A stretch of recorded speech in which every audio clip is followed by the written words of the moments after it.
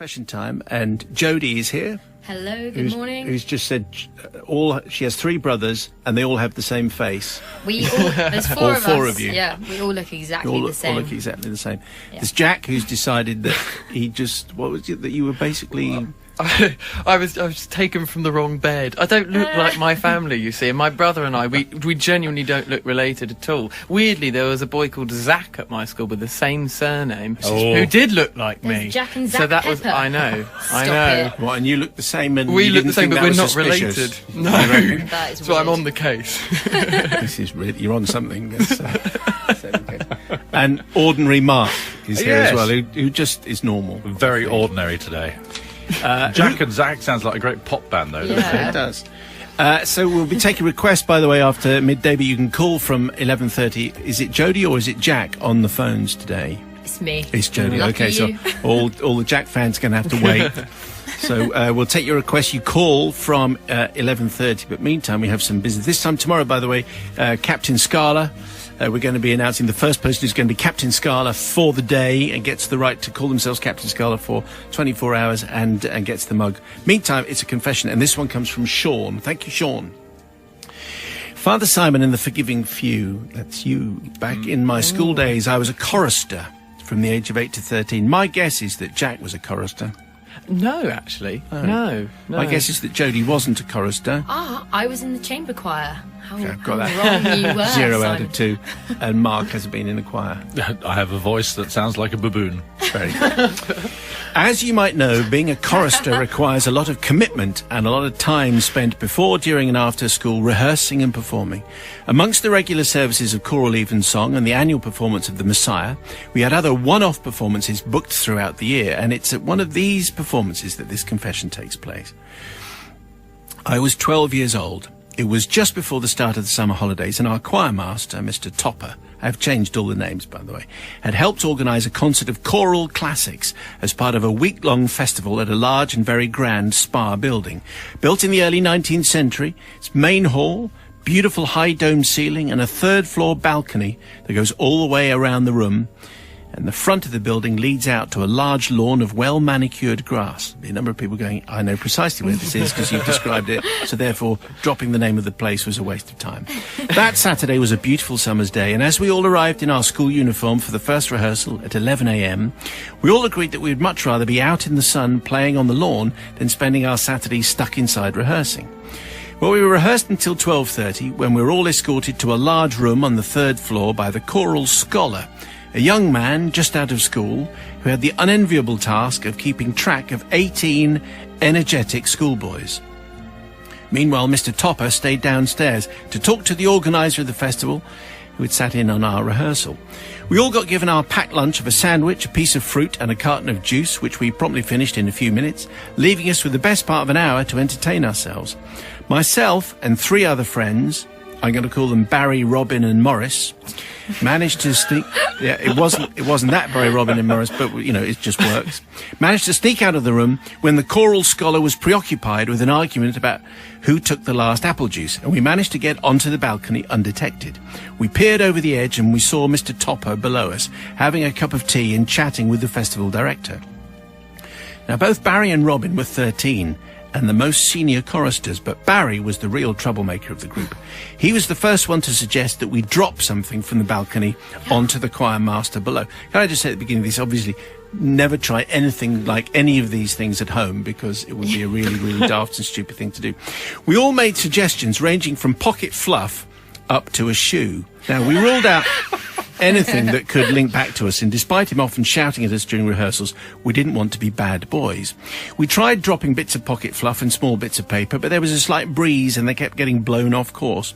We all ran around the balcony looking for something, and I stumbled upon a squash ball. Quite what it was doing in the balcony, no one has any idea. We all converged above Mr. Topper, and I gave the squash ball to Barry for him to drop over the edge. No, you found it. You should be the one to drop it, he replied, thrusting it back into my hand. Really? It's got to be you. Make it count. You've only got one chance. Well, I wasn't sure, but I was encouraged by Morris and Barry. It'll be really funny, they assured me. Well, the pressure got to me, and without looking, I held the squash ball out over the balcony edge, and I let go. As soon as it was released, we all rushed and peered over the edge, watching it tumble through the air perfectly on course for Mr. Topper. It seemed to fall in slow motion until it finally landed with full force in Mr. Topper's cup of tea. Oh, no. What a splash. As soon as we had splashed down, we all immediately recoiled from the balcony edge and heard the startled cries from both men below. We took a beat, looked at each other, sprinted back to the room to sneak back in and join the other boys as if we'd been there the whole time. We'd only been gone for 10 minutes and the choral scholar was still preoccupied with Juicegate and hadn't noticed a thing. 30 seconds later, a furious Mr. Topper burst in, his white shirt drenched and his face purply red with rage. Who was it? He spat at the group, his mug of tea trembling in his hand. Who was what, sir? Piped up Barry, a false look of concern lighting his face. Oh, I knew it would be you, replied Mr. Topper, striding towards Barry. I haven't done anything, sir. I've been here the whole time. Protested Barry with some conviction, standing his ground, with the enraged choir master towering over him. It's true, I confirmed. He's been here the whole time. Mr. Topper turned to the choral scholar, who was visibly confused. Is there anyone missing? Did anyone leave at any point? He snapped at the young man. No, replied the clearly nervous choral scholar, hoping not to be on the receiving end of a classic Mr. Topper burst of outrage. Somebody dropped this from the balcony. He produced the offending squash ball from his mug. I am drenched. It looked as if he'd been hit by a T-bomb. His shirt was brown, his hair was still dripping. Spiffing shot, huh? And unless someone tells me who it was, you will not be allowed outside until the concert is finished. You will all stay in this room for the entirety of your break. The room was completely silent. No one said anything. We all just looked at each other. A few of the other boys had seen the small group of us sneak in and out. They remained silent. Until one of you confesses, you will all be punished. Classic teaching line.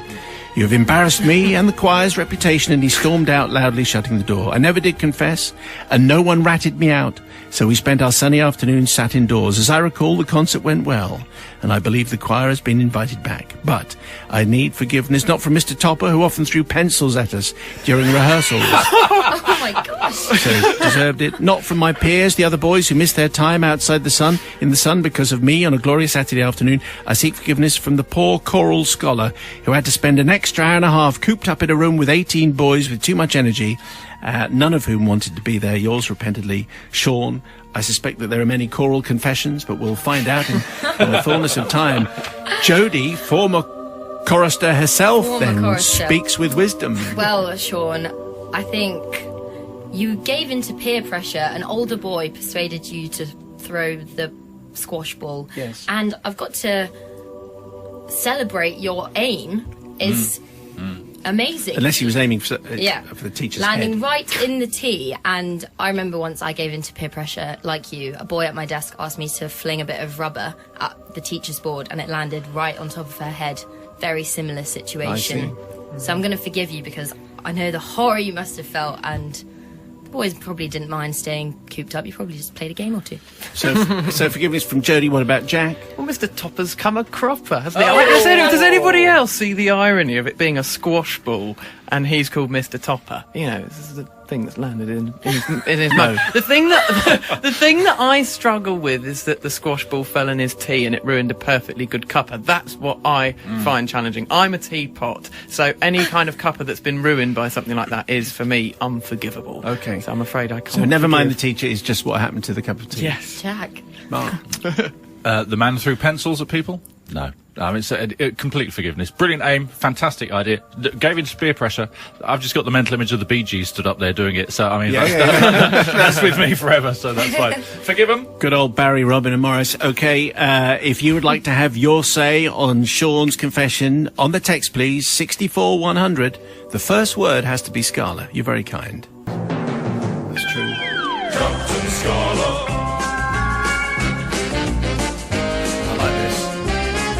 Okay, so this is our first ever Captain Scala, so we'll go back to the confessions later in the week. But this is an idea, is just to kind of acknowledge someone who has done some fine work. And maybe you've said thank you, but maybe the rest of us need to know about it. It doesn't need to be an extraordinary performance, you know, it just needs to be a nice little thing that deserves acknowledgement. A little round of applause. Got this email, thank you very much for all the emails. Loads coming in. Simon at scalaradio.co.uk. Emma Rollin in Belper.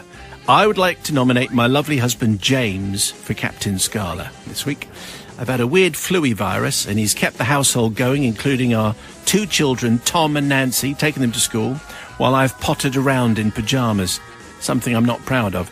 He's also made sure I kept hydrated and took all my meds. He even did the cleaning. He's pretty brilliant most of the time, but this week he's been even brillianter. Thank you, says Emma. And this is Captain Scala. He'll be James Rollin. Hello, James. Hi, Simon. Hello. You're Captain Scala for the day. Yes, what an honour. What a great honour. And the first one as well. The first one, it means that you're indestructible for at least 24 hours, although don't put that to the test, obviously. I won't. So, first of all, how's Emma doing?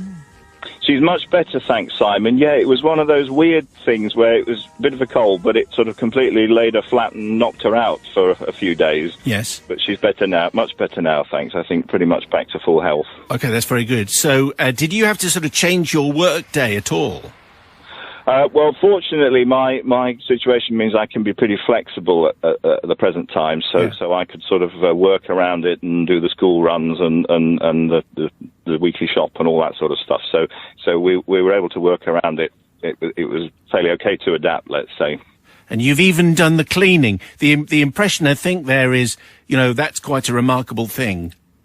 Well, I think I do my fair share most of the time. Do you? I see. But now your share suddenly increased somewhat. Yes, it did. It did this last week. Yes. So basically, it just meant you did everything. More or less for a few days. Yes, I was sort of chief cook and bottle washer and a cleaner and weekly shopper and all that sort of thing for a few days. Yeah. So I wonder if a number of people might be saying that's probably just what Emma does on a daily basis, and you just had to step up for a couple of days.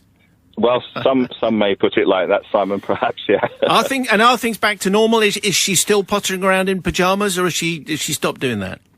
No, she's back up and about, and yes, I think we're all back to normal now. Well, I think we're all glad to say. Good. Well, it's very nice talking to you, and congratulations on being our first Captain Scala. We'll send you a mug. I imagine we have all your details, but if you don't, hang on the line. But you are Captain Scala. You're our first Captain Scala, and for that reason, James, we'll always remember you. Well, thank you, Simon, and thank you. It's good to hear you back on the radio. We've been big fans of yours for a long while, and it's great to have you back broadcasting to the nation once again. Well, that's very kind. Can I just say, you don't have to say that at the end of every Captain Scala, in case you're wondering. But anyway, it's a very nice message, and James, thank you very much indeed. Congrats on being Captain Scala. We'll send you a mug, and I hope Emma continues to get better, and Tom and Nancy realise what a cool dad they've got. All right, thanks, Simon. Thanks, all the best to you, and all the best to you and the team. Thank you. Well done, you, says Captain Scala.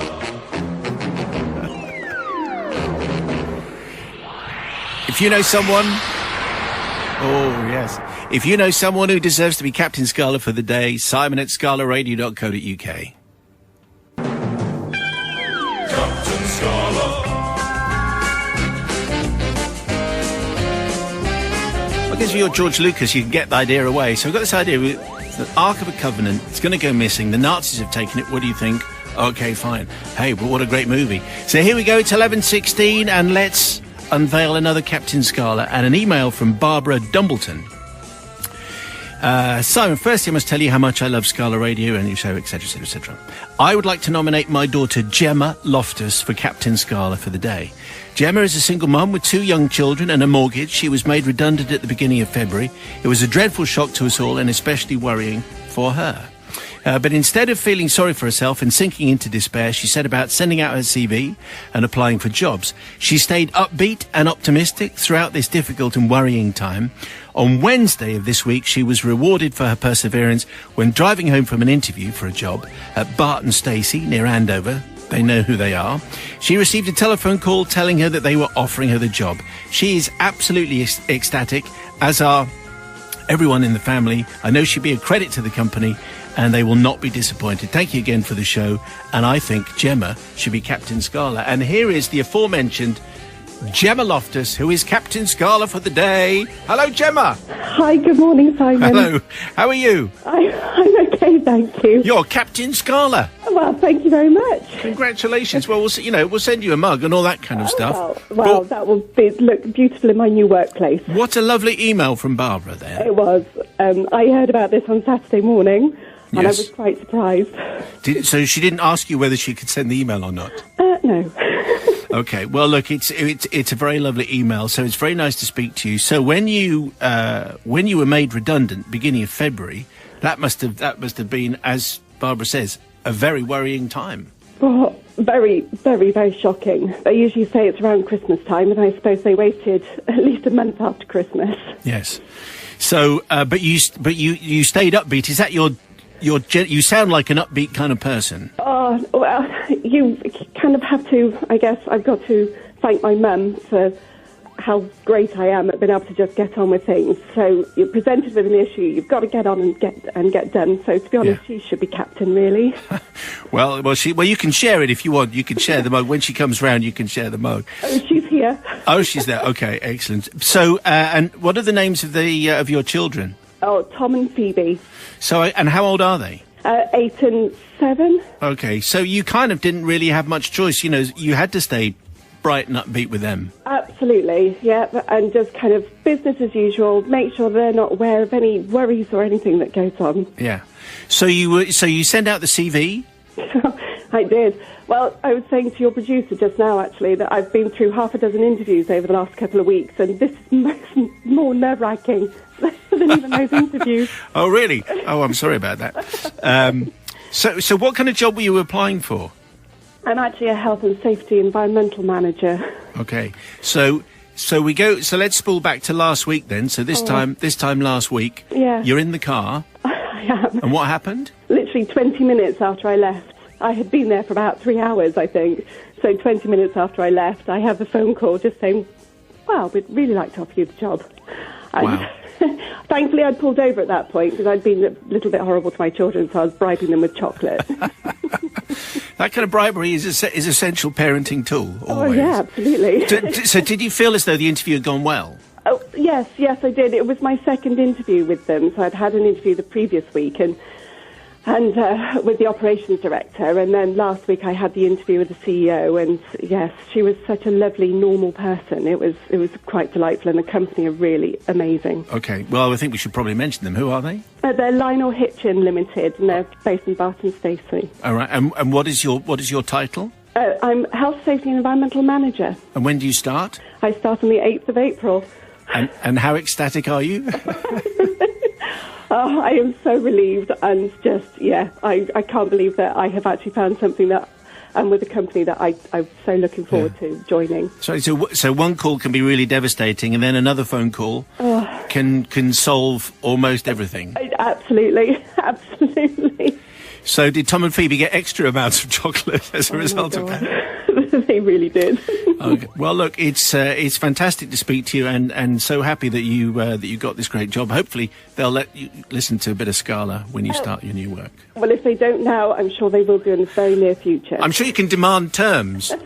I still got to sign my contract, so absolutely, I'll put it in there. So now, so your mum, Barbara, suggested "Here Comes the Sun" as a piece of music to play. So just explain what the thinking is here. Well, my mum, when I was little, I mean, it's not this particular song, but when I was little, my mum used to sing to me, "You Are My Sunshine." Yeah. And I remember that, and I've been singing it to my daughter. And then "Here Comes the Sun" has been on my playlist for ages. And when Mum told me about this on Saturday, and she let me know about the piece of music that she had found that would be suitable for your show as well, we both listened to it, and we just thought it was absolutely beautiful. Well, it's Yo-Yo Ma on cello and James Taylor doing some vocals. It is. It's just absolutely beautiful. All right. Well, we'll play it for you, and we'll play it for your mum. And Gemma Loftus from Salisbury, mother of Tom and Phoebe, daughter of Barbara, you are Captain Scala for the day. Thank you. Thank you. Well done, you, says Captain Scala.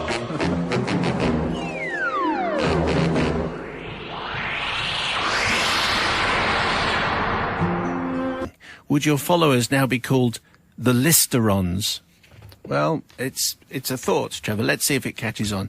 Captain Scala will be back next week, Tuesday, Wednesday, Thursday. If you know someone who really, really deserves acknowledgement, a round of applause for a small achievement, a big achievement, anything that you think someone gets to have the mug and someone gets to be indestructible for the day, let us know, please. You email simon@scalaradio.co.uk. Captain Scala back next week. Confessions Monday and Friday, and you get your big Friday weekend confession coming next.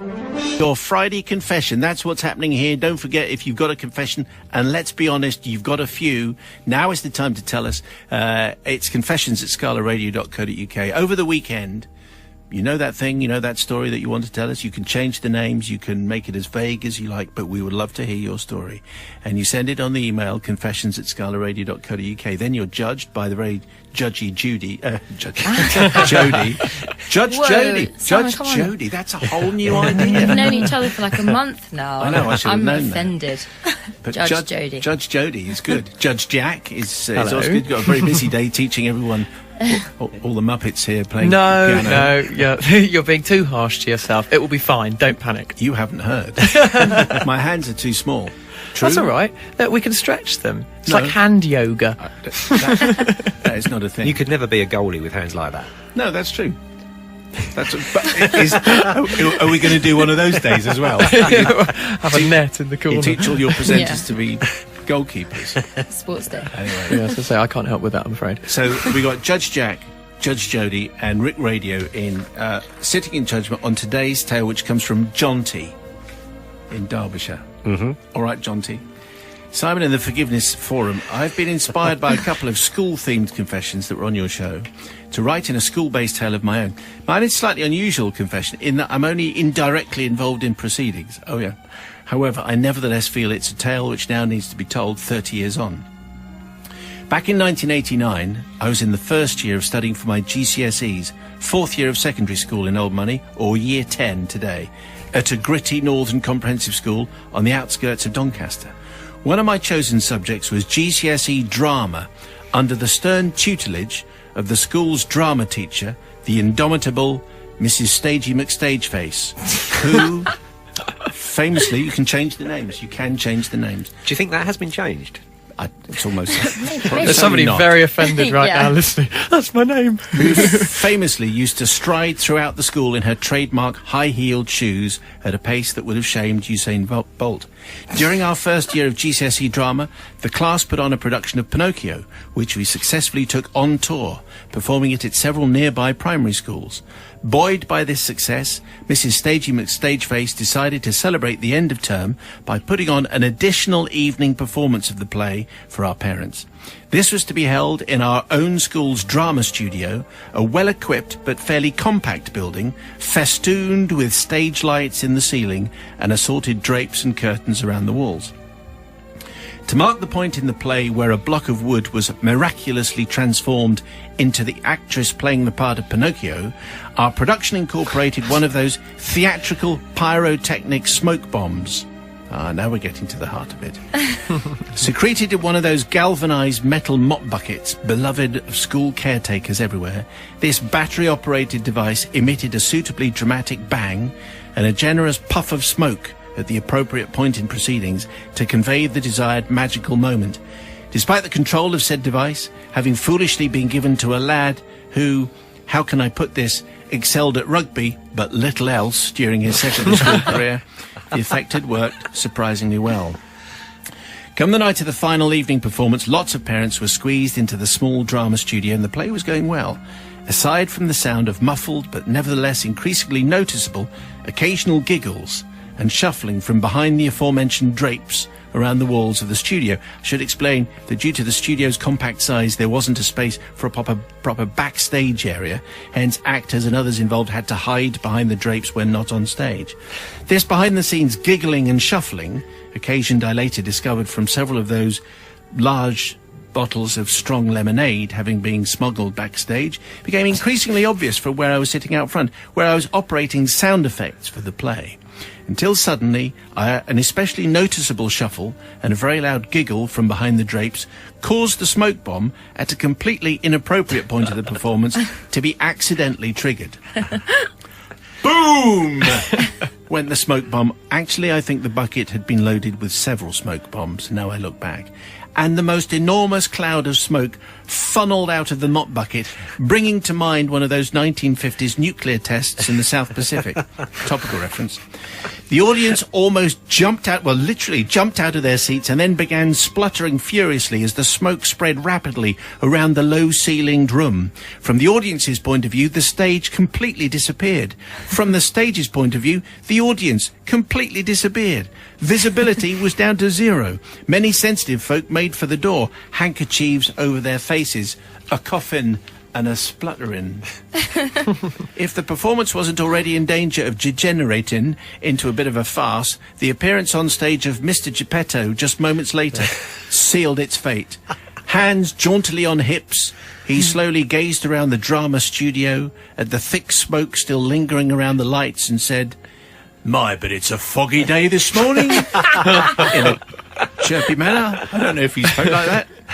Anyway, says John T. from Derbyshire, I don't need forgiveness from the backstage miscreants who caused this fiasco. They surely got what they deserved. When Mrs. Stagey McStageface administered a right royal rollicking, I can still hear the heart-stopping sound of her heels clacking down the corridor as she angrily strode to the dressing rooms afterwards, giving silent thanks that I wasn't involved, says John T. But rather from the parents, who must have had the fright of their lives and possible damage from smoke inhalation as they tried to make a rapid exit from our drama studio. Backstage at school, lots of confessions, always. We had a few backstage confessions at Worthing Sixth Form College, let me tell you. We're going to have to hear those. We're intrigued now. Yeah. Well, there was the French assistant and there was the woodwork teacher who had to pretend, for the purposes of the play, that they were getting together.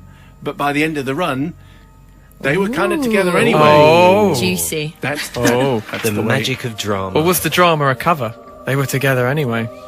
No, It was all a It was ruse. method acting. Anyway, if you have maybe that's provoked a tale and you'd like to send it to me, confessions@scalaradio.co.uk, but Judge Jody goes first. I think, John T, with the performance, your teacher was trying to do a nice thing, Stagey McStageface, and putting on the final performance, and it could have all gone wrong, but Mr. Geppetto, is that his name? Geppetto, he adjusted really well to the mishap, and I think the humour of "it's a rather foggy day, isn't it?" kind of showed that they could adjust, maybe true amateur dramatics. It was Amdram Confessions, I love them. I'm going to forgive. All right. Judge Jack. See, it brought to mind my school nativity play when we were in primary school, and they ran out of roles, so we had a godly role and several angels, and I was given a white wig to play said role of God. There was no. Well, I didn't have any lines. I just occasionally applauded when good things happened, but I applauded at the wrong time. So it was supposed to be the deep and meaningful silent moment where everybody leans forward in their seats, and there I was applauding. So, you know, I think that I have created problems at performances myself as well through doing the wrong thing. So I think I can forgive there. Yeah. Rick Radio. Wow, geez. I'm just thinking, Jack, you're going to be teaching Simon piano in a minute. This is going to go so wrong. It is. Correct. Clapping is in the past. I've got a son who's studied drama, so I've seen many performances, and some of them has been as anarchic as this. And the buzz you get as a parent when it all starts going wrong is fantastic. So and therefore, this ended up being like a Rammstein gig. I'm totally forgiven. is that the first time Rammstein been mentioned on Scala? Probably. Okay, it's if you want to have your say and do the people's verdict on Jonty's confession, you can text to 64100. First word has to be Scala.